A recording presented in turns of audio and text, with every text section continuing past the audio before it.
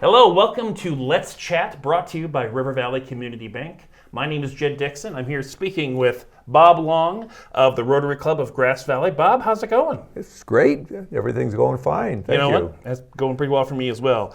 Let me just go ahead and ask you, you're here representing the Rotary Club of Grass Valley. Right. Maybe you can give us a breakdown of what a Rotary Club is, and maybe a bit of personal information about your Rotary Club, but just give us a rundown of what Rotary is. Rotary is a social organization. It's a service club, and Nice. it touches service on several different levels. It's a way for people to get to know one another. Rotary has a very high standard for ethics. We actually take ethics classes in Rotary. I wasn't aware. It's a group of business folks who get together weekly to have lunch, talk about projects that we're going to do, talk about things that Rotary does. You get to know your members, and so when I need an architect, a contractor, an attorney, an electrician, I go looking for a Rotarian. Yeah. Because I know if I go find them, I can trust what they're going to do. Not like that poor lady on the news this morning that had her car fixed for $3,500 and ended up with a worse situation than she started out with. Well, I think that's where the ethics comes in. You know, if they're part of the Rotary, they've got a strong ethical background, strong ethical compass, but as well as, they're going to really give it their best and really help you out and help out everyone that they can. And you know where they're going to be on Monday having lunch. So the architecture didn't work out, you can be like, Stephen. Yeah. Got a bone to pick with you. So in addition to forming business connections, which is actually how Rotary began, Paul Harris is the fellow that started this. I hope great. I get this right, in Philadelphia. And it was about, give or take, 120 years ago. And he actually got three other fellows together, and it was blatantly to promote business. Sure. They wanted to promote one another's business. And that still goes on to a certain degree, but we do a lot of other things. I mean, we're a fundraising organization. We're one of 95 501c3s. Well, excuse me, we're not a 501c3. Nonprofit organizations in the community that raise funds and do a lot of things in the community with those funds.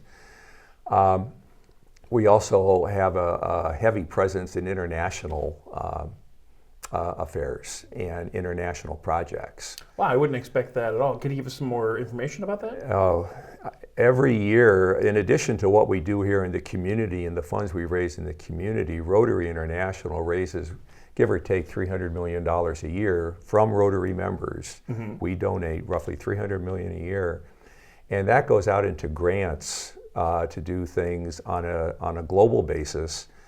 And to promote Polio Plus. Polio, give or take 20 years ago, some guys were sitting around a coffee table in the Philippines, and they said, we ought to adopt a project. And they said, you know what? Let's eradicate polio. Yeah. Seems like it's about time. Just like it was done with smallpox. Rotary picked that up as a project that long ago. Since then, we have raised, I wrote the number down because I thought I'd forget it. Please share. We have raised with Polio Plus, with $2.1 billion. That's been matched by over $10 billion by various governments, as well as the Bill Gates organization that has contributed, I don't know how many $billion to this. And you're not old enough to remember polio. No. Okay, but I'll take that. Okay, yeah, I do. My cousin was affected by it. One of my best friends was affected by it, not seriously. When I was a kid, iron lungs were a thing. Yes. We all remember getting the sugar cube and then the polio vaccine later on.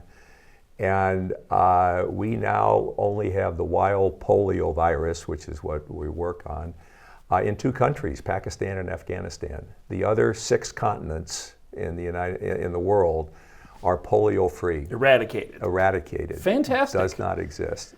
Unfortunately, polio has been discovered in the way we track the polio virus now. Sure. And other viruses is by examining sewage treatment plants. And it's We're really going in many different directions here. There's a real Bob. What do you? What else can we talk about? Well, there's a film that comes to mind. It's a Danny DeVito movie. He didn't direct a lot, but he directed some, and it's a dark comedy called Death to Smoochie. It didn't do too well, but it's a fantastic film. And there's a character in there that says, "You can't change the world, but you can make a dent." That's right. I always thought that was a really great quote because there's still accountability there. So as a Rotary organization or association, service club, you can't say, "Oh, we fixed everything," but my gosh, you really took a notch out of polio. That's fantastic. So polio is one thing, but then speaking of a dent or one thing at a time, that's how we approach a lot of things. We can't deal with all the problems in the world, but we do. Every year we award. I just lost the word. Take your time. Yeah. We can edit. You can edit this out, right? Scholarships, geez. Oh, yeah. My age is showing.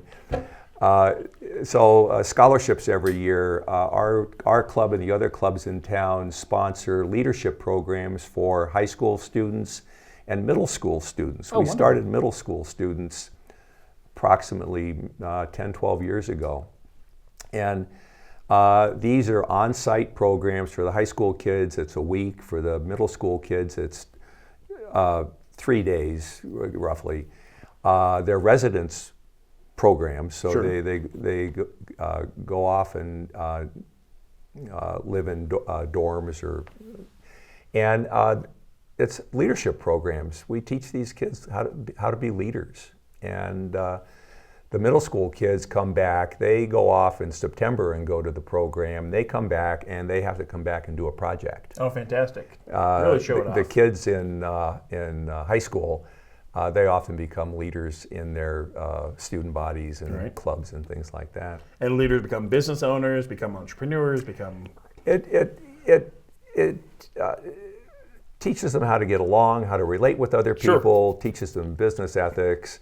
I mean, we do this 4-way test at the end of every meeting. The first thing, is it the truth? I mean, wouldn't that be wonderful if everybody adopted that? Are these the 4 gates? The 4 tenets or 4, it's called, So the first one is it the truth? Is it the truth? Is it fair to all concerned? Yeah. Will it build goodwill and better friendship? Will it be beneficial to all concerned? Oh, wow. Yeah, and so we're, as business people, we're supposed to follow those tenets. Yeah. And it's like a grid mark for altruism. Right. Yeah. So that's, so between, helping one another in business, it's a great social outlet. I mean, you see it all the time. And, on the Andy Griffith show, they used to sit in front of the barbershop, right? Sure. So the barbershop doesn't do that so much anymore, so now we get together for lunch and do the same thing. You get to see your friends every week. Raise money and do a lot of things in the community, raise money and do a lot of things in the world. Now, you're a former president of the Rotary and a current treasurer. Yes, I am. I imagine there are a lot of folks that have been part of the Treasury, part of the Rotary for a long time, but perhaps you're looking for new members, you're looking for younger members to get in there. What's your strategy? How are you looking to grow this? Or maybe that's not your necessarily wheelhouse. But what do you think? I'm not on the membership committee, but we're looking for younger members. The average age of our club, more than half our members have a Medicare card. Gotcha. Okay, and we're holdovers from days gone by, and so we are looking for younger members. And some young people, a lot of younger folks are looking to do things in their own manner. So Telestream is one of my neighbors used to be the president of Telestream, and they were a very giving organization, and their employees were extremely giving, but they were giving on their terms. Right. So they decided, okay, this weekend we'll go out and we'll clear a trail. They did not necessarily want to be obligated to be part of a larger group that put together a project and did something on their schedule. I mean, they were so that. In volunteerism, after the pandemic, has been very difficult to get people back into. just into that mindset. I mean, we were into a mindset where we stayed at home. Yeah, I think it's a hierarchy of needs. You know, after 2020 and 2021, everyone is just feeling like, okay, I got to make sure to take care of myself, my family, make sure there's enough food, there's enough toilet paper, all those things. We went through that crisis, Right. And so those external organizations where you focus on giving and service, it may not come quite as sharply as it once did. It's starting to come back. That's good. It's starting to come back, and most recently, I mean, all the new members that we've inducted, I'm sure I'm going to insult somebody here.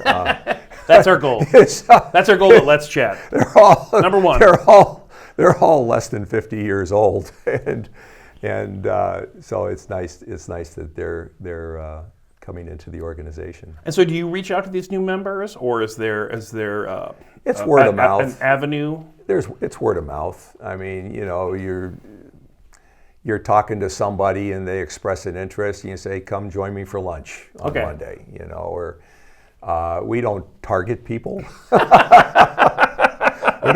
we don't. You might want to change your phrasing, but I hear what you're saying.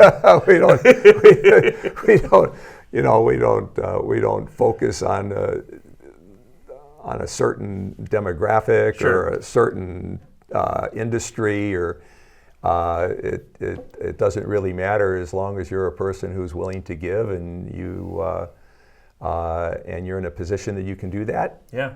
You're welcome to And you come don't on currently down. support polio. Well, we want you to support polio, yeah. Well, okay, yeah. Okay, so are there any qualifications that a new member would need to fall under in order to be there? Just be invited and... Just to be invited and to be a person who's willing to participate. Wonderful. I mean, that's the deal. I mean, be willing to step up and be part of the group that does things. Great. You know, we're always looking for people who want to be part of a committee, join us in a project. I mean, we're part of the deal is we're looking for younger backs, because when we go plant trees, we have to dig holes, and it's getting harder and harder for some of us to dig a hole. Yeah, you only have so many supervisors at a time. That's right. Well, that's wonderful. Is there any sort of website or anywhere that people can go for more information, or is this all pretty cloak and dagger behind the curtains? Oh, it is. We have a secret handshake, so I can't tell you about that. You can just Google Rotary Club of Grass Valley or GV Rotary, Yep. and there's 5 clubs, so who knows which club will pop Grass up first. Valley. That's the one We're talking Grass about. Valley. You can Google My Rotary, and you'll get the international website, and you'll see a plethora of information about what Rotary does. I mean, it's amazing what goes on. My Rotary, in also Rotary. my favorite song. Ding, ding, my Rotary. All right.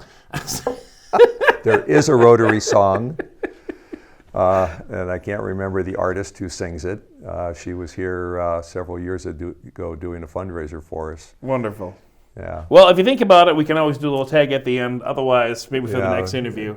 I want to appreciate you. Thank you so much, Bob. Why don't we take your glass here? We can... Cheers from Let's Chat. Folks, we're sponsored today by River Valley Community Bank. My name is Jed Dixon. Thank you so much.